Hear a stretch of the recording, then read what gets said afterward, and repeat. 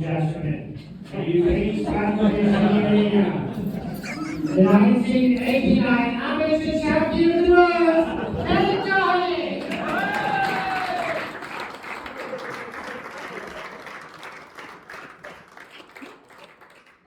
I tell you what, Ron Walker's job is safe. Anyway, it's great to be here.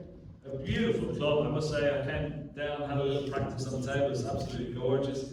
And thank you for having me. Thank you to Martin and all the club members and everybody on the committee here for inviting me here. I met Martin and all the lads over at Sheffield last year, and hopefully they want me back. And it was great to see him, and he invited me over. He told me about his club, told me what we're doing here. Wonderful club, beautiful tables, and it's great to be here. And thank you very much for having me. You know, it's great, and it's great to bring this couple along. You know, when I won this cup back in 1997, it was the 5th of May 1997. I was playing Stephen Hendry in the final, of course, as everybody knows. Stephen Hendry won in 92, 93, 94, 95, and 96. And I'm playing him in the final in 1997. And it was the first time that actually RTE, they bought the rights just for the final session on a Monday night. It was the 4th session of the final. And it was from 7 till it finished about 10 o'clock on the Monday night. And I was 15-9 going into the final session, because even back then, believe it or not, 1997, parts of the country actually didn't have BBC. You know, in the right provincial rural areas, they didn't actually BBC. So RT, because of the wave of excitement during the 16 days prior to the final, that RT says, okay, we'll buy the rights off BBC so the whole country will be able to see it. You know, in all the parts, the rural parts of Ireland. And just had RT 1 and 2 could see the final, which was great. It was fantastic. And I didn't realise this. I was in my own little cocoon, and I was ringing home, you know, after each match saying, you know, man, I'm in the final, you know, and whatever, you know, and you know, all the lead up to the final. And I was trying to keep myself away, not reading any Irish papers, didn't want to know about the excitement, didn't want to get too carried away. I wanted to stay in my own little bubble. And when I beat Stephen Hendry on that Monday night, I booked the flights to come back on the Tuesday, back to Dublin. And Tommy O'Donoghue, who was over there with his film crew, you know Tommy O'Donoghue from RT Sport, who's still working today. He was over there with his film crew, and he says, listen to me, Ken, he says, listen, can you delay your flight till the Wednesday? Because he says, Dublin City Council are preparing like a homecoming for you, you know, and I wasn't expecting that. And I said, yeah, absolutely. I said, wasn't expecting that, but easily to change the flight. So I changed the flight to the Wednesday. Came back on the Wednesday, and lo and behold, arrived into Dublin on the Aer Lingus flight from London, and taxied into a certain part of the airport, didn't recognise it. And as I looked out the window, I saw all the big crowds, huge crowds there waiting for me. I didn't expect it. And of course, my family was there. My mother I came down the stairs with the cup. My mother was there. I gave her the cup, said, "Ma'am, this is for all the hardship over the years, you know, like she would have had to endure." And then, of course, we got an open top bus all the way through the city centre, all the way from the airport. It was incredible, because I was there in 1990 and 94 when the Irish team came back on the open top bus, you know, and I wasn't expecting anything like that, you know, and it was just a marvellous day out for myself and the family and friends and everything. And we went to, you know, all the cars lining the streets and people lining the streets with flags, welcome home champion. Anyway, we went to the Mansion House. There's a civic reception in the Lord Mayor's residence, and that's why I'm telling you the story, because the funny thing was, when I went to Lord Mayor's residence, he presented me with a lovely piece of Waterford crystal. That was, the Waterford sort of factory was still open at the time, and they cut a beautiful piece of glass for me overnight, specifically ordered from the Dublin City Council and the Lord Mayor. And he presented it to me. It was a wonderful civic reception, and there was a lot of dignitaries in the room. A room not much bigger than this. And some of the dignitaries in there, you know, the Archbishop of Dublin was there, some of the TDs were there, and the Chief of Police, the Chief Superintendent from Harcourt Street Police Station. And if any of you lads, the older lads who have been in Copperface Jacks over the years, and I know Martin has, it's right next door to Copperface Jacks. The Harcourt Street Police Station is gone now, but that was the central police station in Dublin. And the chief superintendent said to me, he says, can I tell you a funny story about Monday night when you were playing?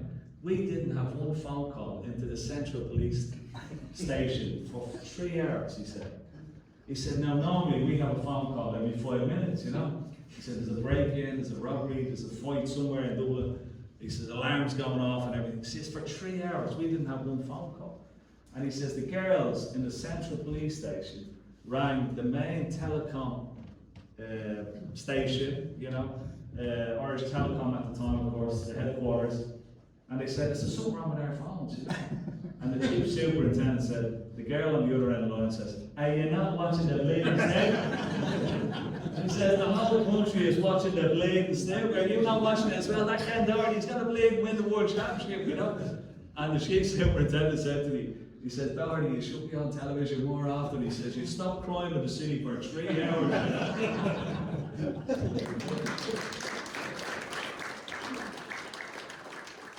The other second part to that story is the following year, I get all the way to the final. No first time winner of this amazing cup has defended it. They call it the Crucible course. You know, it's coming up to 49 years now. You know, next April and May.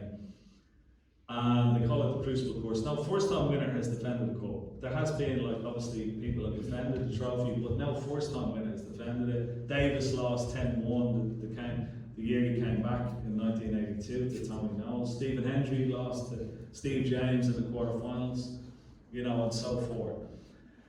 And I had a wonderful year with the Cup in '97, took it to Croke Park, Old Trafford, Celtic Park, Lansdowne Road. It was amazing. And it's such a wonderful year that I was trying to hold on to the Cup. I went back to Sheffield to try and defend the Cup, and I went all the way to the final, 1998, and I lost to John Higgins. I booked my flights back to Dublin the next day, back into Dublin Airport, arrive at Dublin Airport, have to get a bleeding taxi home. Not one person there. Only one man, but there you go, that's what it is.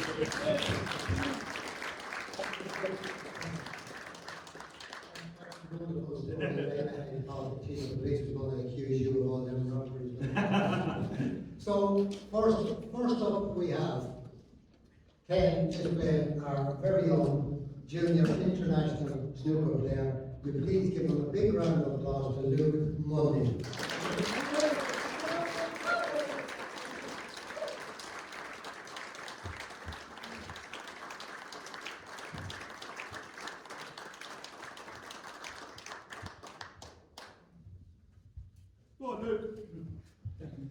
Silence, please. So we have our referee tonight, our very own Karen McMahon. Picture. Karen will be the judge. Leanne, will you? Rob Walker will take a picture. Team versus Roy Walker. Roy Walker. Just ask Okay, absolutely. players and reviews, maybe you can hold on this side. Where are we looking?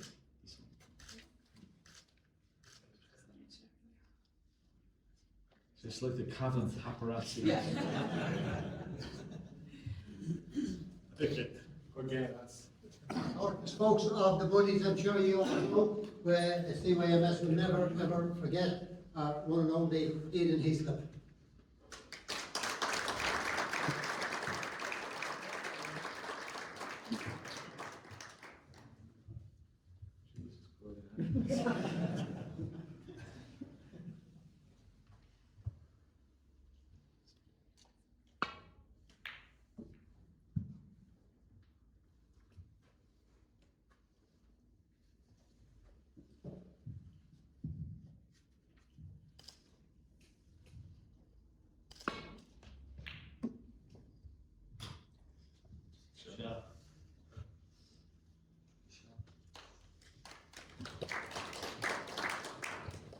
Nice to see you brought some family with you.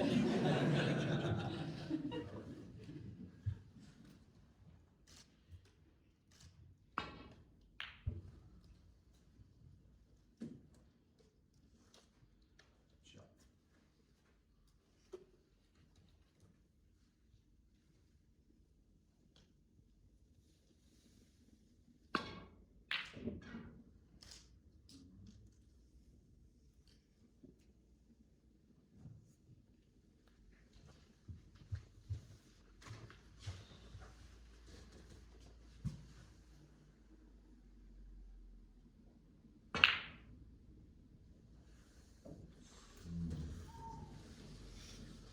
won't be happy with that, John. That's what they say in the telly, isn't it?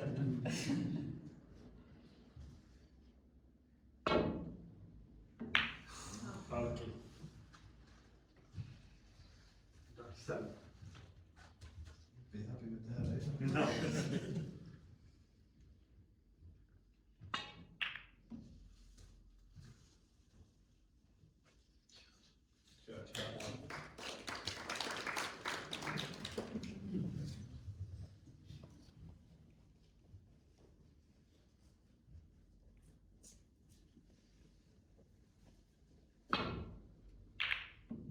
Shot there, shot. Very good shot. Very good. Well done. Very good, very good.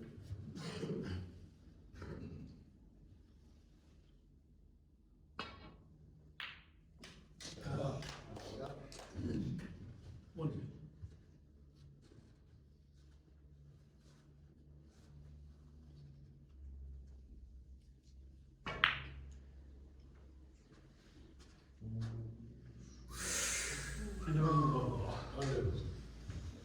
Oh, Lucky.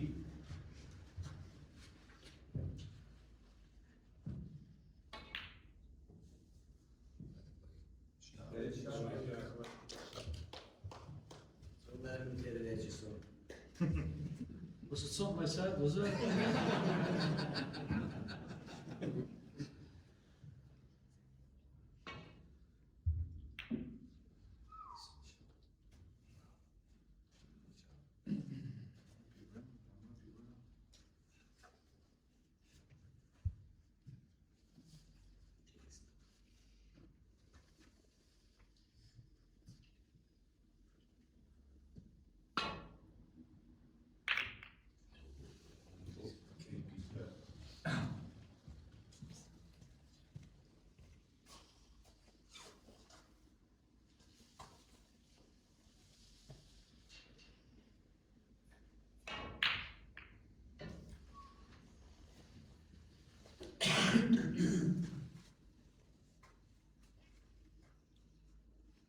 Is there a gap? There's not, I think I saw always a gap.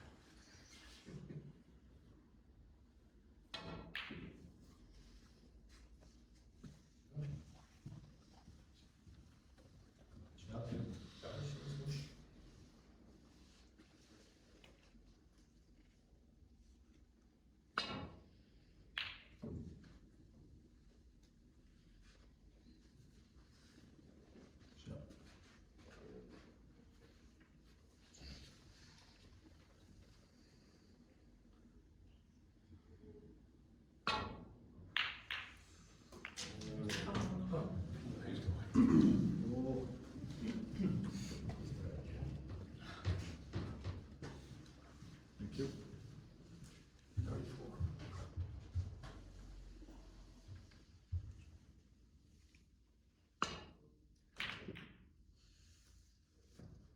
Oh, good.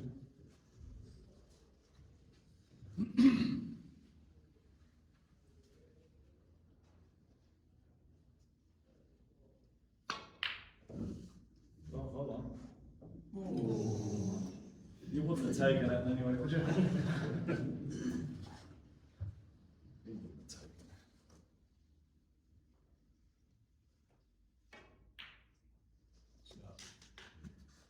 One. Well, I thought it was a good shot.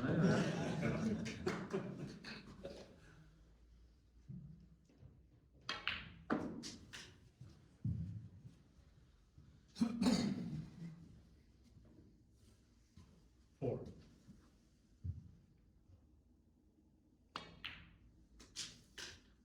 Five.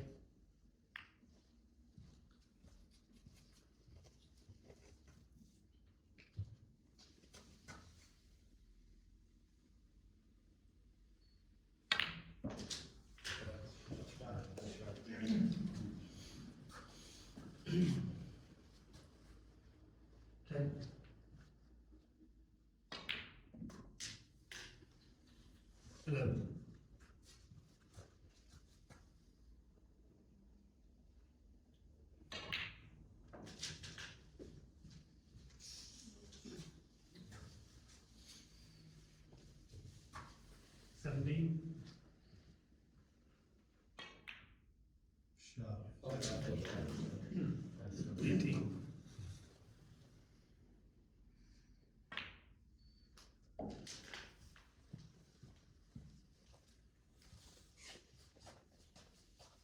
Four.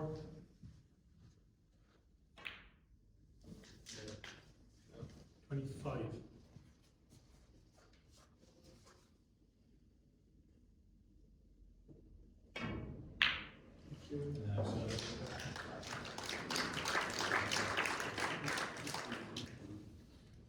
One.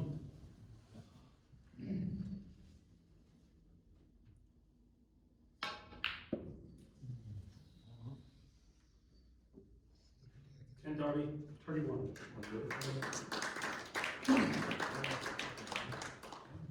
Oh, hold on, look, there's a bit of dirt on that blue. There you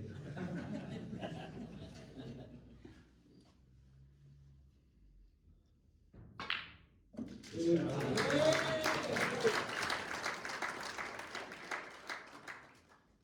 Two.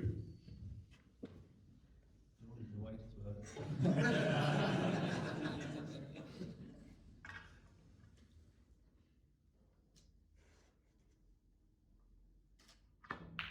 Very good. Shot. Five. Hold on, there's a bit of dirt on the ground. Come on.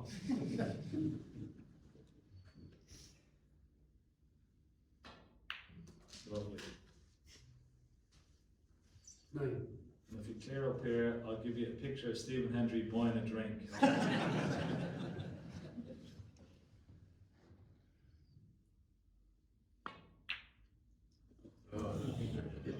I didn't want to.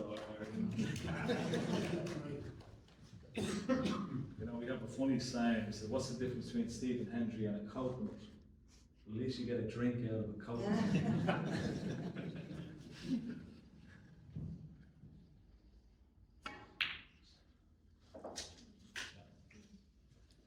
Five.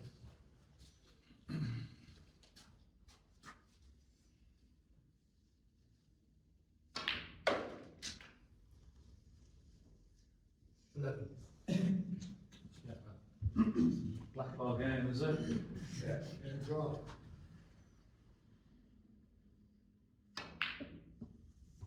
Close. Well, out. Safety. Ken Doherty, 11.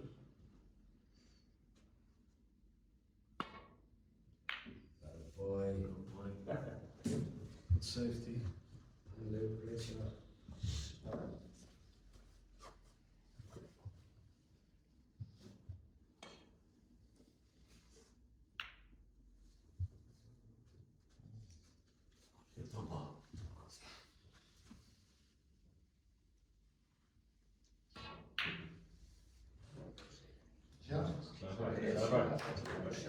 You're watching too much television, yeah.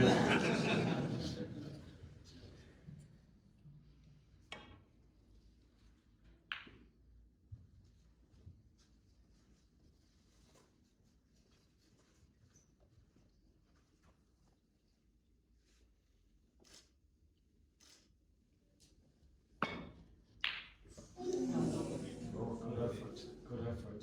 Oh.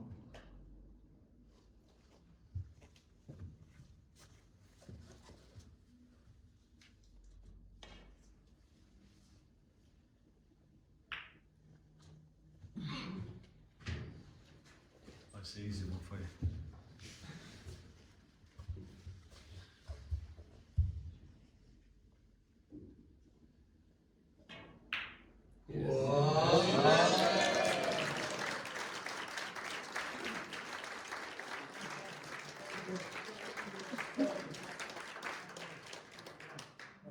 Come on, come on.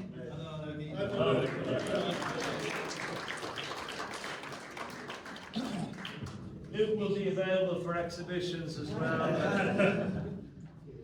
Okay, folks, so next up we have our very own recently 147 Cavan CYMS, Aaron Goldridge.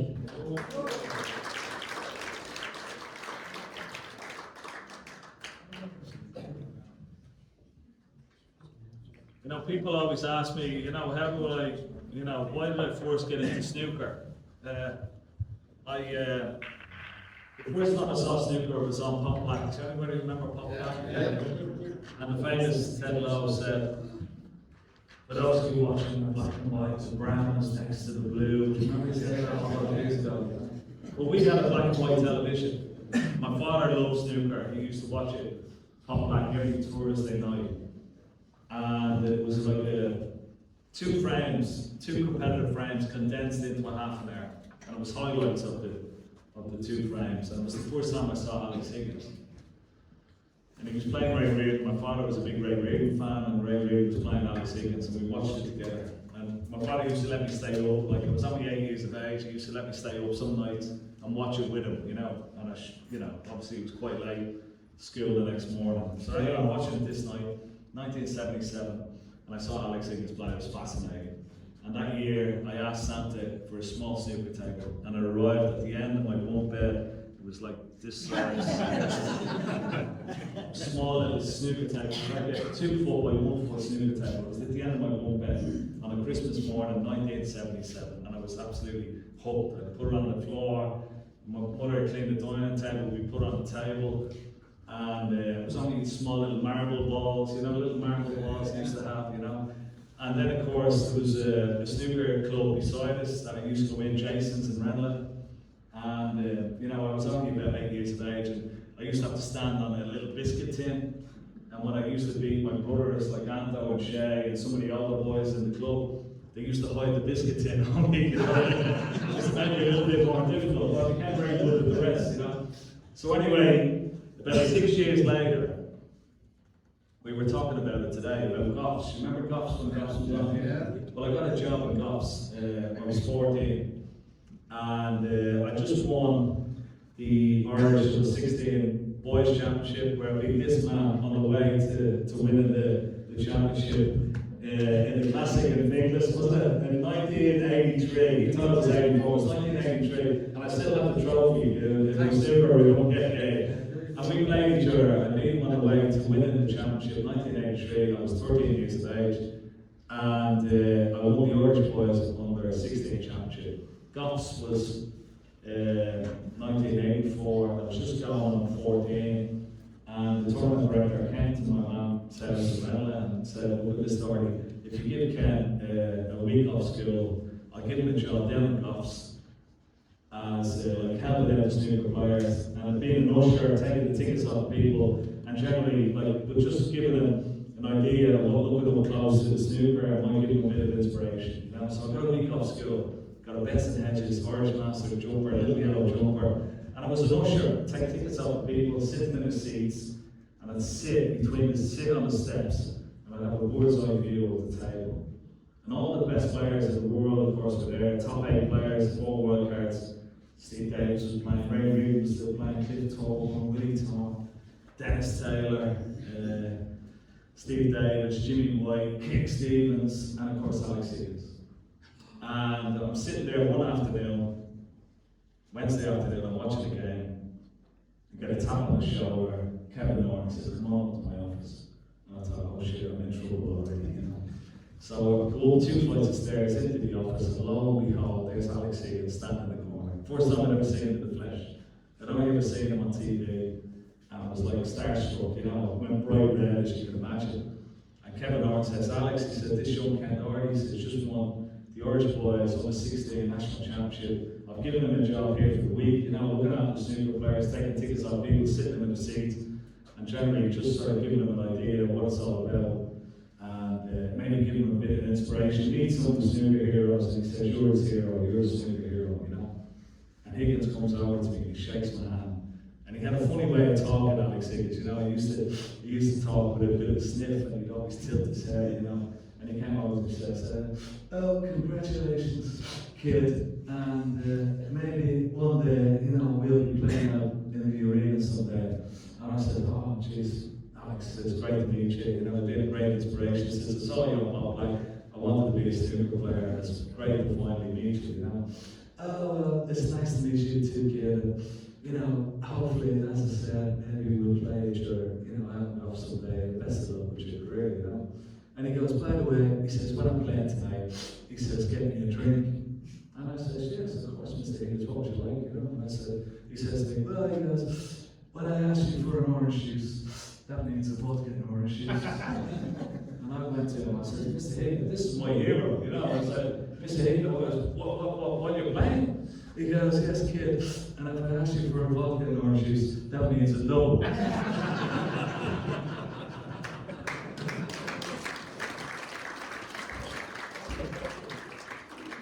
Anyway, he was drinking double vodka and orange juice and he won 5-1, you know. And there was another funny incident when he was playing Dennis Taylor and he'd just come back from a 12-month ban. And when you're watching snooker on TV, you know, normally after the referee, the first player that comes out is just by rule, is always the lowest seed. And the lowest seed will always sit on the green side pocket. The highest seed, as you're watching on TV, always comes out last and sits on the yellow side pocket. That's just the rule. So when you're watching on TV, whoever's sitting on this side is the highest seed, whoever's sitting on this side is the lowest seed. So Kevin Norton, Dennis Taylor, and Alex Higgins are playing, but Kevin Norton, the tournament director, the same guy who gave me the job 6 years before, he goes, he says, I'm going to change it around because Higgins is coming back from a ban, and when he comes out, he's going to raise the roof. Taylor is still going to get a great reception, but when Higgins comes out, you know, the citrus crowd used to follow around, always raise the roof. So Dennis Taylor introduced into the crowd, first 1985 World Champion, standing ovation, and instinctively Dennis Taylor, because he knows he's the highest seed, Higgins is ranked in the hundreds because he's coming back from a 12-month ban. Dennis Taylor still in the top 8 of the world. Instinctively, as he comes out, he goes and sits at the yellow side pocket, sits down on the chair, and pours himself what he thinks is a jug of ice water. It's only when he tastes the ice water, when he thinks it's ice water, and it's straight vodka, he knows he's in the wrong seat. And before Alex Higgins is introduced into the crowd, you see Dennis Taylor getting up off the seat and going to the green side where there is a jug of ice water. Higgins was drinking the jug of ice vodka. Those were the old days.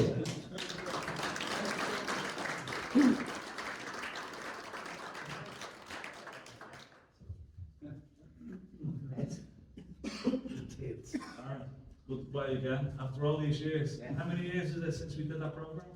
12. 12 years. Yeah. You haven't changed. Have a good game.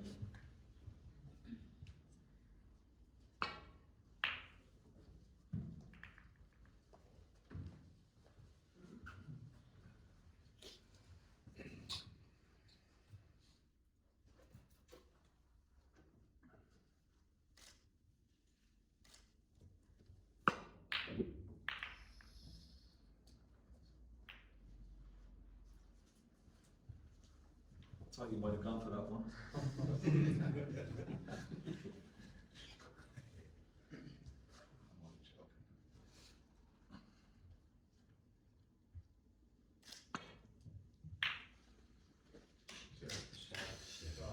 One.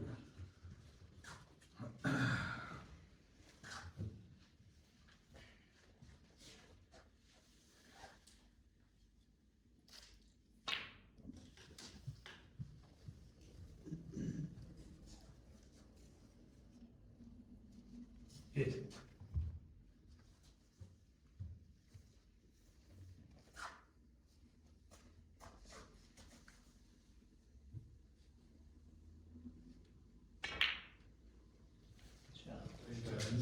Nine.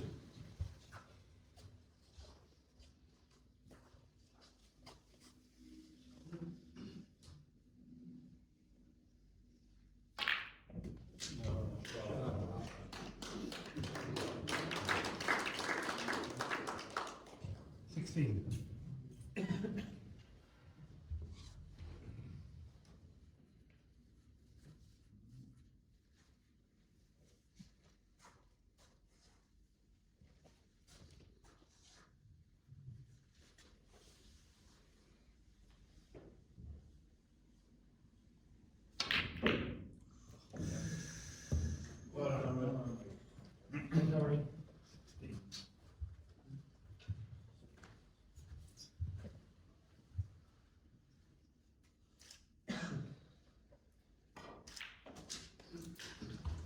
One.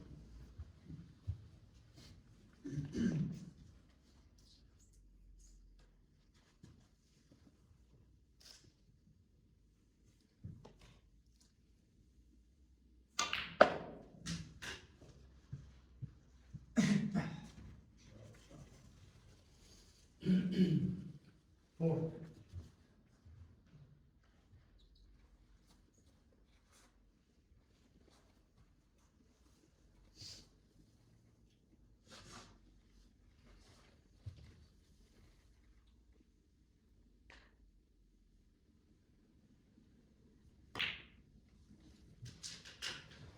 Five.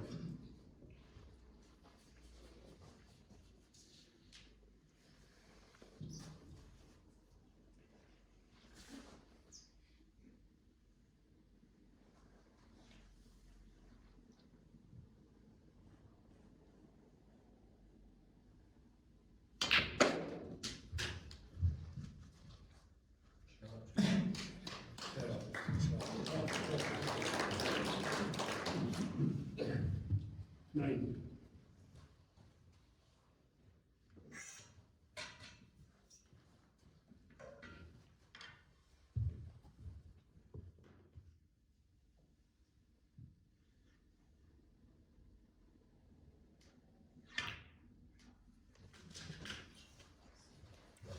Ten.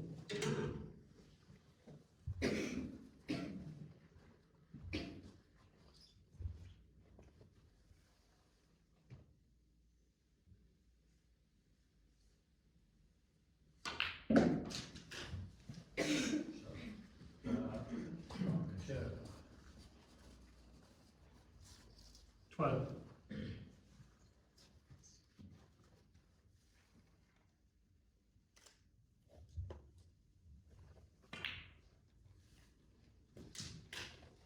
13.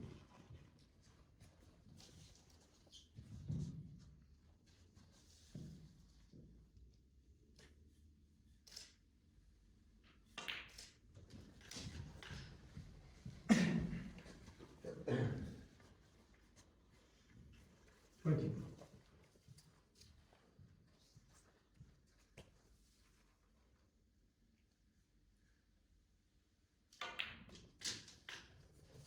21.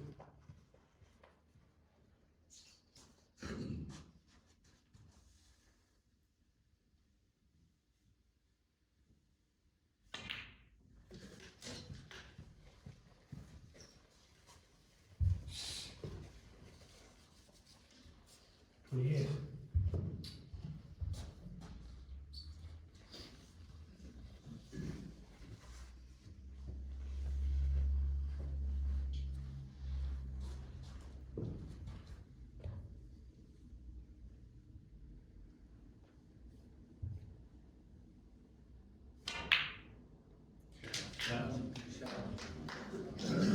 29.